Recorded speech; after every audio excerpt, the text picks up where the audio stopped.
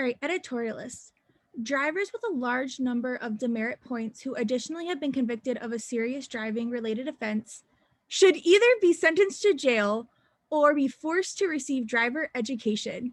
So if you have a large number of demerit points and also had a serious driving related offense, we're saying you should go to jail or you should have to go to driver re-education, since to do otherwise would allow a crime to go unpunished. Only if such drivers are likely to be made more responsible drivers should drivers re-education be recommended to them. So we're saying that only if introduces are necessary. So if re-education is recommended to them, that must mean that it is likely to make them a more responsible driver. Unfortunately, it is always almost impossible to make drivers with a large number of demerit points more responsible. So we're saying it's always almost impossible to make our drivers with a large number more responsible.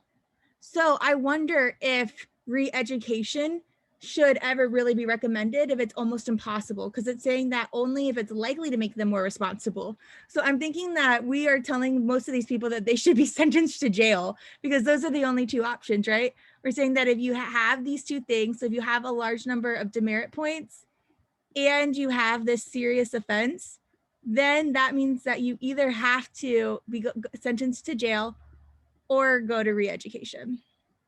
All right, so let's go ahead and see.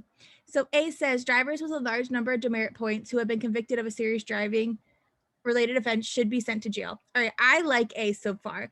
I would make it better, and if it said are most likely to be sent to jail or should in most cases be sent to jail, I would like that better than should be sent to jail. But let's go on. B says driver re-education offers the best chance of making no. Driver re-education, we're saying, isn't very likely. It's almost always impossible, actually. C says driver re-education is not a harsh, well, we don't know if it's not a harsh enough punishment for anyone convicted of serious driving offenses. Yeah, we don't know if it's not harsh enough. We just know it doesn't work. They're resting on you assuming that it's not as harsh as jail, but we don't know that. D, driver re-education should not be recommended for those that have committed well, we don't know what should happen for those that have committed no driver-related offenses. And E says drivers with a large number of demerit points but no conviction for a serious driving offense should receive. Yeah, we have no idea. We have all we know is about those that do have those two things.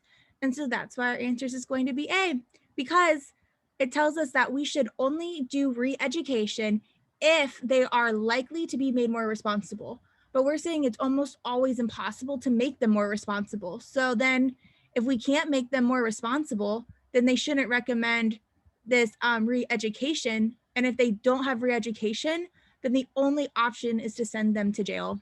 So sad. All right, A is our answer.